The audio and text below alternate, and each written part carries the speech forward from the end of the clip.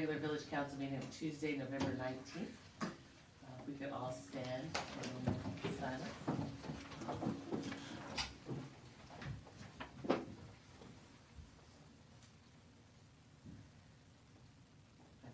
Allegiance to the flag of the United States of America and to the republic for which it stands, one nation, under God, indivisible, with liberty and justice for all.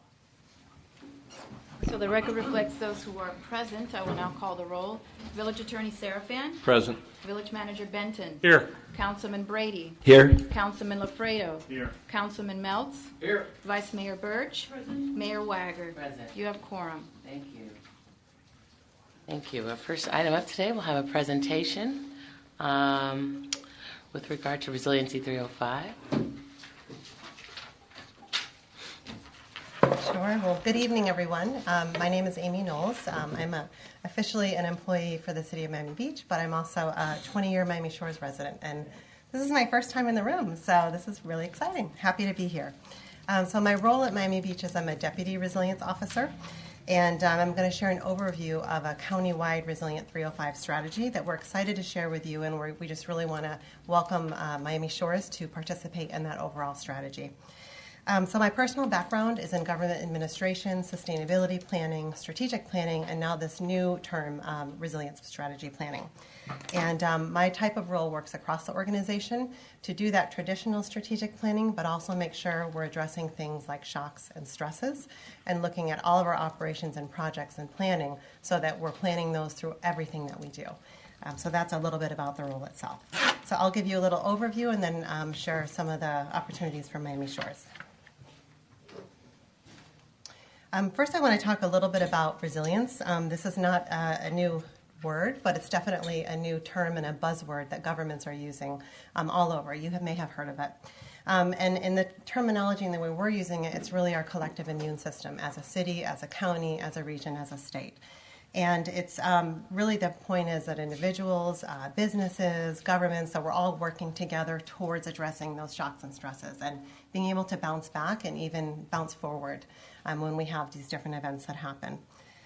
Examples that you're aware of course, like hurricanes, but other things come to mind like Zika. You know, anything that could be a one-time effort that comes and sort of stops us in our track, we want to think about those and prepare for them. I'm going to share a little bit about Resilient 305. This is a strategy that does cover many government borders. We started as 2 cities and a county in this effort, but it was always intended that all of the 35 cities of Miami-Dade County would be a part of it. A few years ago, we worked together to apply for a 100 Resilient Cities grant through the Rockefeller Foundation, and we were selected. So we were one of 100 cities globally. And we were the first experiment of 2 cities and a county rather than just a city. So we have worked together for a few years. We were supported by AECOM, a global resilience planner, as well as the Miami Foundation. And we're still working closely with the Miami Foundation now. A little bit on the timeline. This has been a very robust planning process. All the mayors have been invited to the kickoff. Back when we started, we had a lot of discovery area meetings. I know that my colleague came and visited, I believe, former Mayor Birch, and talked with the manager about some of the things that you're most proud of in terms of your planning and some of like your concerns and challenges. And we actually visited 70% of the cities across Miami-Dade County to listen, and all of that went into the plan itself. So the plan was released in May, so we have an official strategy, and we are in implementation mode.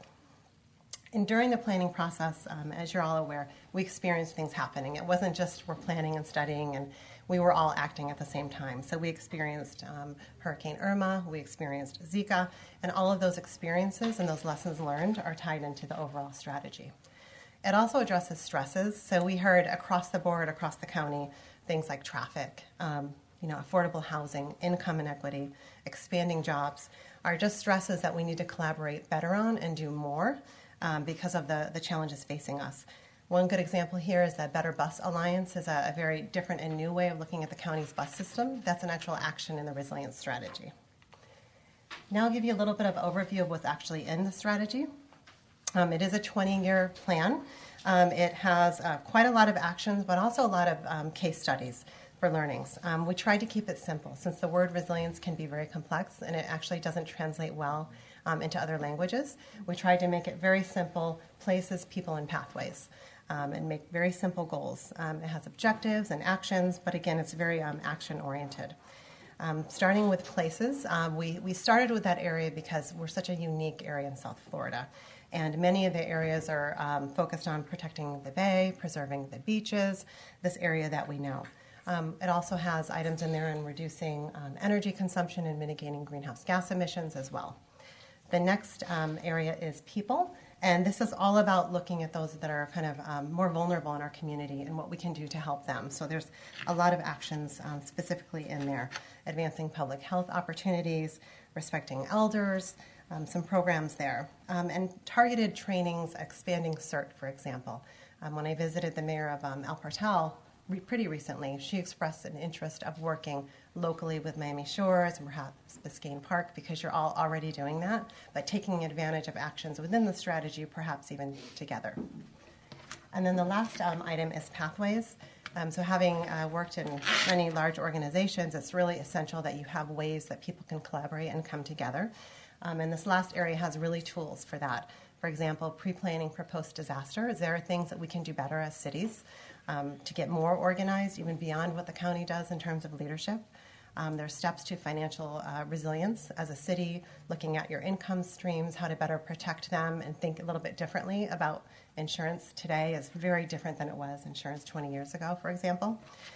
Things like more GIS capabilities. The county's resilience team has been expanding quite a lot, and they have a lot more resources available for cities as well. And then we also have a lot of training and capacity building. Last week, I believe your city manager came, and we had about 17 different cities that attended a lunch and learn, and that was about communicating resilience and communicating things like sea level rise and climate change and how you can organize your city and share the information and involve people, and to really just how to have the conversation about it. And I want to talk a little bit about the Shores itself. We have 27 cities that have already signed on to something that we're calling a Resilience Accord. And all that means is that you as a city would support collaborating to implementing the actions that you feel are applicable to you, and to really just be a part of the movement, if you will. So we will be partnering with the Rockefeller Foundation in February. They're going to be holding a resilience boot camp for the mayors, and it's going to be fabulous. It's going to be a wonderful event. We're going to be bringing in somebody from the Rockefeller Foundation, as well as an inspirational mayor that's been working on these issues globally. So that's going to be a pretty exciting day, and it's really meant to give resources for you to bring back to your city. There's a few tools that are already created that I mentioned. So it's not just a plan that has actions that still have to be done. During the planning process, we as staff created a lot of actions. So for example, tools for property owners to adapt and reduce risk for their own properties. Expanding the CERT training I mentioned. Development review checklist. If you want to see your land use becoming more resilient over time, we already have a template for how to do that. And then if you're looking at your own capital projects, and I've worked at this a lot on Miami Beach, is really building resilience into all your projects. If you're going to replace your infrastructure anyway, you may as well be thinking about the next 20 to 50 to maybe even 100 years. So with that, I don't expect you to read that, but there's a full set of actions within the strategy for you. And I'll share the strategy, and it's also available online. And then for next steps, we really would invite you to, take a look at the strategy. I brought one with me for the mayor, but I'm happy to give more, and we have some more online. If you'd like to sign the accord, we'd love that. We'd love for you to participate in the mayor's boot camp, and really to encourage your staff to attend any trainings and opportunities to really maximize all these efforts. I'm very happy to have you contact me if you'd like some more information. And then there is a new county staff person that's specifically assigned to working directly with cities and visiting cities. So that's all I have for you, and I'm happy to take any questions or comments. Thank you, Amy. That was very helpful information. I've been looking forward to this presentation since I saw it in a packet. When we talk about signing the Resilient 305 Accord and joining, what is the mechanism for that? Sure. Well, I can provide you just a draft of one. Mm-hmm. And the Miami Foundation has been leading this process, but they can kind of talk you through it, and you essentially you would sign the accord, and then you could adopt it or accept it, or whatever your manner is here, just as a city council. Okay, I just Yes. want to be clear on how that process worked. Any other comments? Vice Mayor Birch? I have a question about how we go forward with not only cooperating with other cities, but also really, as you know from being a resident of Miami Shores, the big thing that we have to tackle is the septic to sewer conversion. We're going to need really to group together with the other cities that have this same problem, is the way we see it. Is there a way that your group of strategies can help guide us through that process? Yes, I mean, there's a sea level rise action strategy that the county overall is developing, and they've done a really thorough study of septic tank issues as well. So there is information, in the action for that. The best thing I can do to encourage you is to put you in contact with people in the county and to share your needs. And we do meet every single month on all the different actions, moving them forward in the plan, as well as anything that's coming up to strategize on. But I think that that's really important now that we've done all these assessments and we understand sort of our vulnerabilities. What do we do next? And where's the best way to get the best kind of returns on our investment from that? Yeah. Thank you.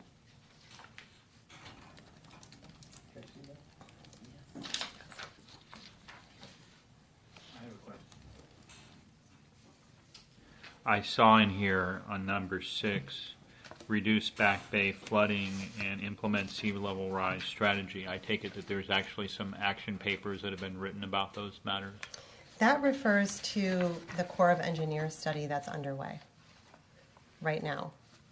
So that refers to that core process and following that through.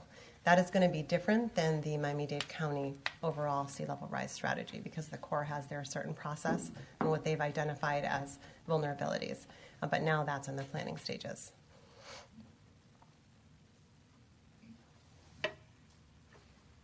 Any other questions, comments? Thank you. Thank you. Thank you. My pleasure. Thank you. Thank you.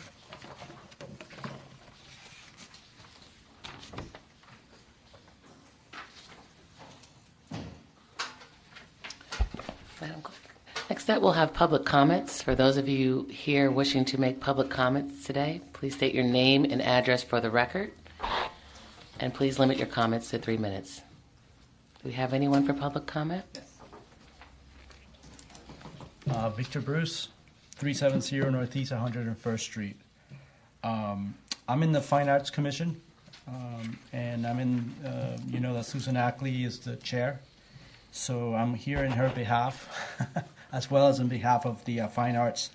And she wanted me to express support on Alice Birch's concept of the Flagler Trail, the expansion of it or the implementation of it through the shores, specifically in the areas, I believe it's east of the railway, between the roadway and the railway. There's that green space, creating a linear park, which actually is a very, very good idea, not just for parks, but also for the neighborhood.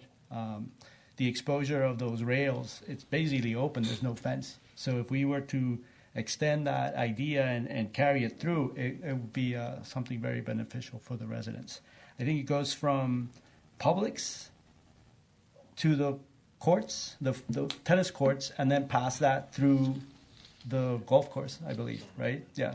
And there's a lot of things that can happen, and us in the Fine Arts would be more than willing to help with ideas and implementation of concepts of linear parks. So thank you. Thank you. Anyone else here for public comment? Thank you. I'll say it one more time. Anybody else for public comment? Okay. With that, public comment is now closed. Madam Clerk? Item 6A, approval of the November 5th, 2019 Village Council meeting minutes. Do I have a motion to approve? Move to we approve the minutes. Second. Second. All in favor? Aye. Item 7A, a resolution of the Village Council of Miami Shores Village, Florida, creating budget amendment number 6 to the fiscal year 2018-2019 operating budgets, increasing revenues and effectuating transfers to reverse the year-end budgetary deficit. This item is sponsored by the Finance Director through the Village Manager. Mr. Manager. Madam Mayor, the next 4 items are basically housekeeping items brought forward by the Finance Department. They have to do with doing a true-up of last year's budget, which is a normal housekeeping item that we do. Some items we spent more, some items, line items, we spent less. We received revenue, sometimes less revenue than anticipated, sometimes more revenue. At the end of the day, we need to present a balanced budget, so the Finance Director has included in your packet the various transfers that she's done. And I believe, Holly, we need to do these, take these on individually, correct? Have a vote individually on them. So right now, just 7A. Okay, do I have a motion to approve item 7A? And move that we approve item 7A. Have a second? Second. All in favor? Aye. Do I have a motion to approve item 7B? Or do Madam Mayor, if I'm I sorry, could you have just to read it introduce- into the record. I'm sorry. Resolution of the Village Council of Miami Shores Village, Florida, creating budget amendment number 1 to the fiscal year 2019-2020 operating budgets, appropriating $116,837 from the general fund balance, appropriating $49,057 from the transportation surtax fund balance, appropriating $2,166,229 from the capital projects fund balance, appropriating $248,497 from the sanitation fund balance, appropriating $4,590 from the water and sewer fund balance, and appropriating $32,741 from the fleet maintenance fund balance. Madam Mayor, I just want a quick question. Sure. Yeah, these, like the large item in the capital projects fund, these are items we approved earlier this year that we're just transferring. That is correct. Bookkeeping entry. That is correct. This is not new money. This is all money you've already approved. That's what I thought. Okay, I'll move to approve it. 7B. I'll second. All in favor? Aye. All opposed? Item 7C, a resolution of the Village Council of Miami Shores Village, Florida, creating budget amendment number 2 to the fiscal year 2019-2020 operating budgets, appropriating $5,000 from the general fund balance for the village, assuming the Plaza 98 event series responsibilities from the Greater Miami Shores Chamber of Commerce. Madam Mayor, I'll move 7C. Do I have a second? Second.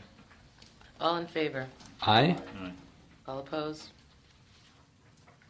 Item 7D, a resolution of the Village Council of Miami Shores Village, Florida, creating budget amendment number 3 to the fiscal year 2019-2020 operating budgets, transferring $14,153 from the non-departmental contingency account in the general fund to various department payroll accounts, transferring $3,600 from the local option gas tax fund contingency account to various payroll accounts, transferring $2,345 from the transportation surtax fund contingency account to various payroll accounts, transferring $2,047 from the stormwater fund contingency account to various payroll accounts, transferring $21,700 from the sanitation fund contingency account to various payroll accounts, and transferring $5,523 from the fleet maintenance fund contingency account to various payroll accounts.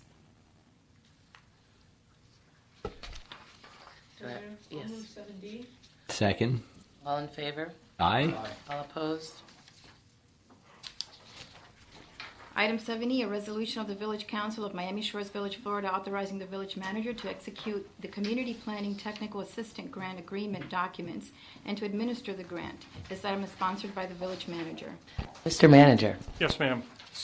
We have previously advised you that we've gotten a $40,000 grant from the Florida Department of Economic Opportunity to do a sewer feasibility study for Shores Estates north of the canal. We're in the final throes of processing the paperwork and signing up the contract. They've asked that we pass a resolution authorizing me to sign the document. It's pretty standard for all of the state contracts that we have. Do I have a motion? Second? I'll second. All in favor? Aye. All opposed? Okay. Item A8, discussion and possible action regarding village support and future development of the Flagler Trail through Miami Shores. This item is sponsored by Vice Mayor Alice Birch. Vice Mayor Birch. Good evening.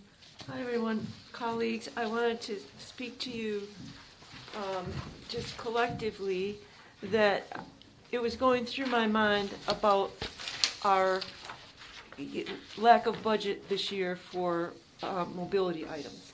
And we had counted on some money that we didn't receive, and this happens. So what is some other relatively, oh, thanks for the picture, low-hanging fruit that we could then just be apprised of as well as endorse?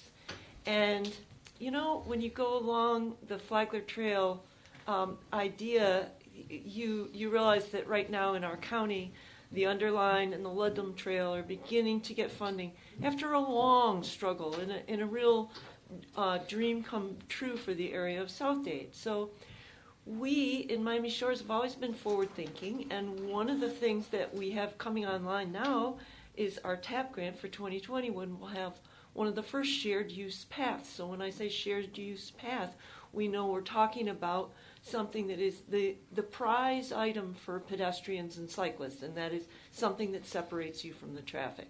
And then you'll say to me, well, yes, but that's on a rail line with very fast trains. But in other areas of the country, they've been very successful with rails with trails. And it all has to do with the design and being willing to move the trail off the rail if it is in an area that is untenable. So it is shown to be, especially when a railway runs through as many municipalities as the Flagler Trail would run, starting down in Brickell and running all the way up to the Broward County line and perhaps into Broward. It's been under discussion. And in 2015, when we did our mobility study, we realized that this was one of the things that was included as a possibility, and it's just a dream. But the idea is that now we have a grant writer when we never did before, and we there is the possibility with this momentum that has built, and we just received $22 million through federal funding for the Underline now. There's a possibility of really kickstarting this, and I know that Urban Health Partnerships has taken on this task of trying to bring the supporters of the idea of the Flagler Trail together. And if we as a municipality could just say that we are endorsers of the plan, then Miami Shores would be listed on the website as a friend of the Flagler Trail. That doesn't cost any money.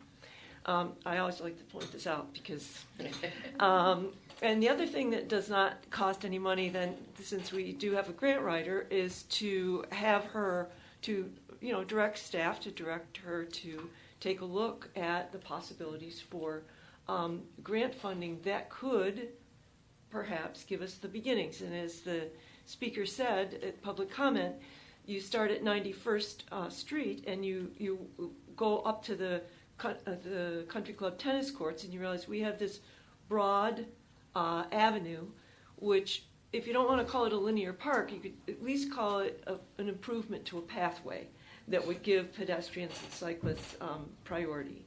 And that is, as you saw in the resilience study, that is one of our new priorities throughout the county, and a chance for us to at least acknowledge that we're in support of such an idea. So I just put that out there for you, not to try to cost us money, because I know that we are not, our priorities right now are very high in other areas.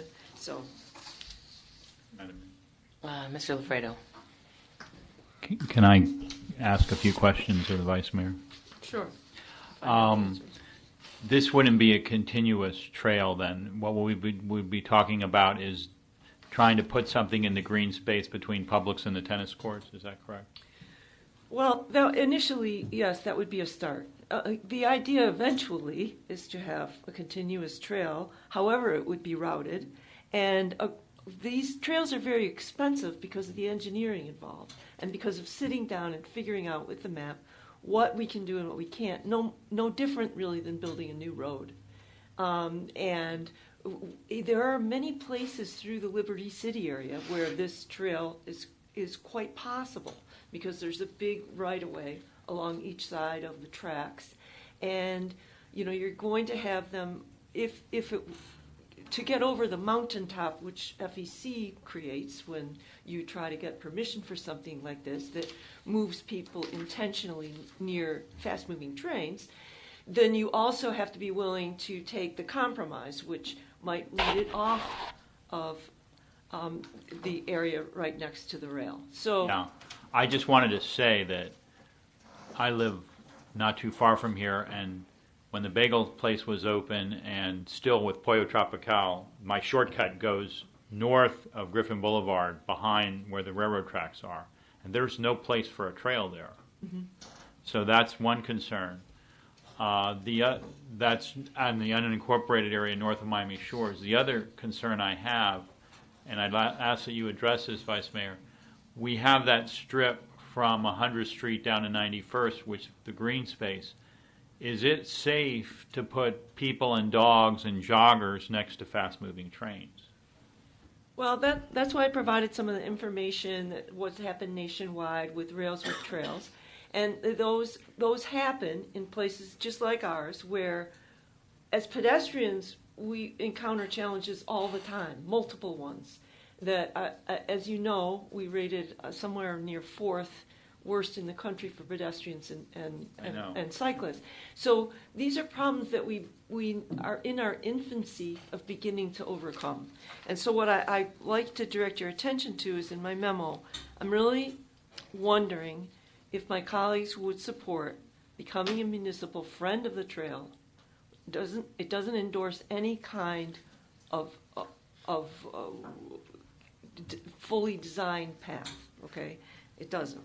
And ask staff to investigate grant possibilities that would allow us to maybe make an improvement in that area that you saw that is between 91st and 96th even as a beginning, as a demonstration project of what the completed trail might look like and might the FEC might accommodate. I mean, some of that land is ours.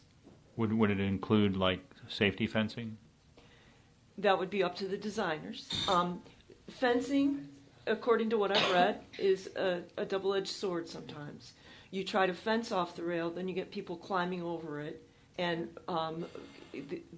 there's liability, as you no doubt know, throughout this issue, and that would potential liability that would need to be addressed with authorities larger than ours necessarily. Yeah, the only other point I'd like to make is the Ludlam Trail is a decommissioned rail line. It's not an active rail. Absolutely, I understand. Okay.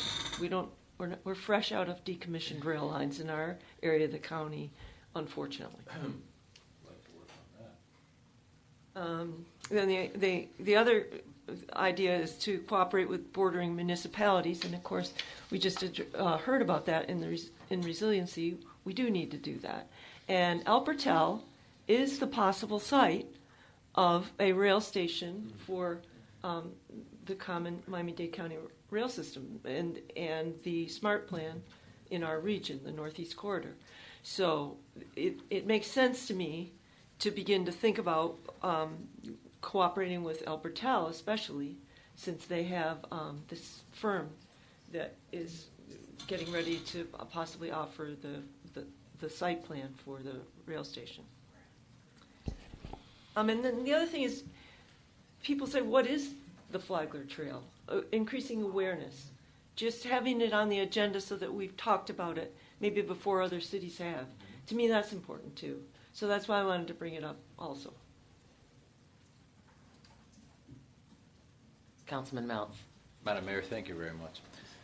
Vice Mayor Birch, I think it's a wonderful idea. I commend you for thinking outside the box and bringing this to us, and I see absolutely no reason why we shouldn't support you in each and every one of your asks. So I would be fully supportive of it. being able to squeeze more out of our limited resources is always a continuing obligation of our council and our staff. And I think this pushes us all to try and think creatively, and I'm happy that you brought it. Thank you. I'm going to concur with Councilman Meltz. I support every point you've made here. I've seen this project go forward and forward. It would enhance what's there already. I think the residents would love having a dedicated path along that corridor. Secondly, I think the connectivity of it is important. I think we should be working with El Portal and other surrounding municipalities to do something like this. And when I reviewed the Rails to Trails, I reviewed everything you put in here. Great documentation. But the Rails to Trails report, the overall national report, is very encouraging. And I followed the trail to see what they were wanted to do in Miami-Dade County. Also very encouraging. And I think it's an important project. I then went in further and looked at other projects around the country where there are rail, but they beautify it. It looks great. And from what I can tell, communities really appreciate it. So I support everything in this document 100%. And I think this is where we should be going moving forward. Thank you for doing this. Mm-hmm. Anyone else have any other comments? So, Mr. Attorney? Yes, ma'am. A matter of semantics. How do I move this forward? I'm not quite sure. Well, you could make an oral resolution, or you could ask for a consensus that we declare the village a friend of the trail. Madam Mayor, Mr. Lafredo. I'll make a motion that we declare the village a friend of the trail, and then maybe that will be sufficient to move it forward. And to as a friendly suggestion, and to authorize the manager to take such steps as may be necessary to formalize that. Okay. Okay. Do we have a second? I would second that. All in favor? Aye. Aye. I'm sorry, I have one other question, Mr. Attorney. What about her additional request here? The request that staff investigate grant possibilities, cooperate with bordering municipalities, mainly the grant possibilities. I think Tom heard that. Okay. We got it. You got it? Yeah, got All it. right, just making sure. Loud and clear. Very good. Very good. I saw his eyes light up when he was mentioning money. Yeah. Madam Clerk? And the vote? Oh, all in favor? Aye. Aye. Any opposed? Thank you. Okay, November announcements. Village offices will be closed in observance of Thanksgiving holiday, Thursday, November 28th, and Friday, November 29th. Madam Clerk? Yes. I'm sorry, can I just interrupt before we launch into the announcements? I sent out a memo some of you may have seen about the former motel property, and I believe there's some issues that need to be discussed in a shade meeting. And the way the shade meeting works is I need to announce the request and need for a shade meeting at a public hearing, which I've just done, and we need to decide when we're going to have it so that it can be reasonably noticed. And my suggestion would be shortly before, like maybe move to 6 o'clock, our next council meeting. If everyone can come at 6, we can open up the council meeting, immediately adjourn to the shade meeting, and if we're efficient, we could probably get back to the regular council meeting by 6:30, hopefully, knock wood. Does that sound like a good idea? Can we get a consensus on that? Anyone have a problem with that date or time? Hello? That's a good idea. Thank you, sir. I Sounds agree. like I a agree. Yes, consensus. I think we have yes, consensus. yeah. I think All we right. agree. And Madam Clerk, if you'd help me take care of that, I'd be grateful. Thank you very much. Village offices will be closed in observance of the Thanksgiving holiday, Thursday, November 28th, and Friday, November 29th. Normal sanitation schedules will be followed. The next Village Council meeting will begin at 6:30 p.m. on Tuesday, December 3rd at Village Hall Council Chambers. The Miami Shores Farmers Market every Sunday at Optimus Park from 9 a.m. to 2 p.m. Come enjoy fresh produce from local farms and prepared foods for every taste. There's also first Sunday of the month Community Bazaar, where residents are welcome to register and set up a table at the farmers market and sell their antiques. The Miami Shores Gobble Wobble 5K run will be held on November 24th at 7:30 a.m. Register online at active.com. Online registration ends Saturday, November 23rd, 2019. And the village's annual Winterfest celebration is scheduled for Friday, December 6th, beginning at 6:30 p.m. Please call the Recreation Department at 305-758-8103 for additional information and details on the upcoming holiday events. And would you rather receive the newsletter via email? Residents can sign up to receive the monthly newsletter by email. Simply use the Contact Us link on the front page of our website. Be sure to include your name and mailing address. The communication specialist will take care of the rest. And please remember to visit the village website for more information on village events departments and to sign up to receive agenda notifications. Village Council comments. Start with Mr. Lafredo. Any comments this evening? Just briefly, Madam Mayor, I wanted to commend the Recreation Department and the Chamber of Commerce on their staging of Plaza 98 on Saturday night. They had a movie showing, and it was very well attended, and we went with the baby as long as the baby could stand it, and we just loved it. Thank you. Councilman Brady? No comment. Vice Mayor Birch? Yes, I wanted to, first of all, Madam Mayor, I want to commend you on being part of what was just a fabulous inauguration ceremony at Barry University. I have never seen Broad Auditorium that full. It must have been somewhat, well, it was a real honor to see Miami Shores included right there in the front row of the inauguration of this president. And I'm very excited for Barry and for all of the people who expressed such congratulations and interest in the university going forward. It was a really wonderful event, and thank you for your speech. It was great. And the other thing I want to mention is that I'm going to be wobbling along as a walker in the 5K, and I welcome anyone who wants to have a conversational walk. I would take it to that speed, and so that we can all be together as a community. It's a great effort to put this on, and it's also just a great time. So I hope everyone comes out and registers for that. And I look forward to Winterfest. Councilman Meltz? Thank you, Madam Mayor. I don't know how many folks have been to the farmers market the first 2 weeks of the season, but I'm concerned. I'm concerned about the turnout and the vendors, and I wonder if it's succeeding. So I just put that out to fellow council members. If you haven't been, to go and see it. I just listened to other residents who were just disappointed, and I don't know how we fix it. This is what, year 3, Tom? So I think, I don't know if we need to do something, and maybe we can work with the village manager on that. But if you haven't been, I'd be curious to hear your thoughts for the next meeting.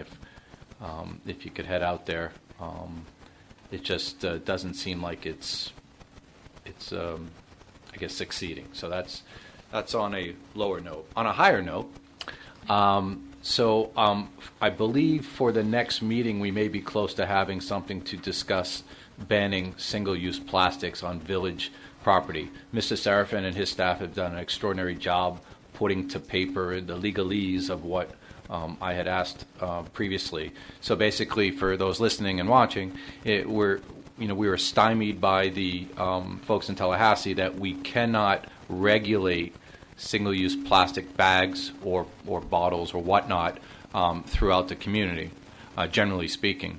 But we still can regulate it in this building and on all of our property and at our events. So what I was asking the village attorney to do is to come up with some proposed ordinance which does such that. So for instance, you wouldn't be able to use Zephyr Hills bottles at the community center anymore. Green Day would have to take this into account for next year. You wouldn't be able to create, the trash and all of the throwaways that some of the vendors had done this year. So these are sorts of things that will be presented to you, obviously, in advance of the next meeting. Maybe you want to look at how other communities have handled things like this. And I just ask that maybe we can have a robust conversation, and if everybody's feeling the same, that we can really take a step forward in showing that how we support this initiative in our buildings, and maybe we could move forward and get Tallahassee to understand that we want to be able to control our community and do what's best for both our residents and the environment. Thank you, Councilman Meltz. I want to echo what Vice Mayor Birch said. I want to welcome Dr. Allen and his family to the Miami Shores community, and I think Barry University is very fortunate to have him as their next president. And I look forward to working with Barry University, and we're looking forward to seeing what Dr. Allen and his team bring to the table, and hopefully we'll go forward and have a great working relationship. I'm very excited about that. And second and lastly, I will be also wobbling at the Gobble Wobble 5K. I'd probably be walking with Vice Mayor Birch, but come out and join us. It should be fun. It's for the entire family. Following the run, they're going to have a children's event where the children are able to run. So bring your kids. Everyone come out and enjoy. That's about it. Thank you. Madam Mayor? Sure. Could I just ask an open question to the manager here? Could you just update us on glass recycling? Maybe most of us know. I don't know if everybody knows. But Sure. I'd like. So, glass recycling, the plant that we take our glass to, which is a very large plant here in South Florida, we take all of our recycling products to them. It's called single stream recycling. Goes up a conveyor belt. They sort it all out. Glass goes in one area, plastic another, paper, cans, aluminum, so on and so forth. At the end of the day, they have no one that they can economically take the glass to. It does not make business sense to them. The closest glass recycling facility to South Florida here in the Dade-Broward area is over in Sarasota on the West Coast. They're only paying $25 a ton at their door. So somebody has got to segregate it out of the waste stream, ship it over there, then they have to process it on that end. At this time, they're not willing, no one is willing to do that. I was just recently there. In fact, Ms. Birch, I took her on a tour of the plant, and they indicated that they believe they're getting closer to striking a deal with the Sarasota plant, but they're not there yet. That was the most positive discussion that I've had with them in the last year, probably. Before it was, I believe when Mr. Lafredo and I were there, it was no way are we going to spend $198,000 on our plant and then have to pay to ship the glass over there. So that's kind of where it's at. We will continue to take your glass in your recycling bin at curbside, or if you want to put it in the garbage, of course we'll take it and dispose of it in your garbage can. Right now, the recycling plant, I'm told, pretty much throws the glass away. They don't have a market for it, and they charge us $85 a ton to do that. We pay the county landfill, which is where the glass all ends up now, I believe it's $67 a ton. So it's actually cheaper to throw it away, but we were, the Public Works Director and I were trying to figure out if it was worth it for us to go and retrain everybody in our community to throw glass away, and then if the recycling plant figures out a way to in fact recycling plant, then we would have to train everybody a second time, and it's very hard. It took us a long time to get everybody trained to put it curbside. So right now we're saying leave your glass in curbside, your curbside recycling bin. We will take it, and we continue to work and have discussions with the recycling people in hopes that sooner than later they will strike a deal and they will actually recycle the glass. That's kind of where we're at. Great update. Anything else from the council? There being no further business at the village, this meeting is now adjourned. Thank you.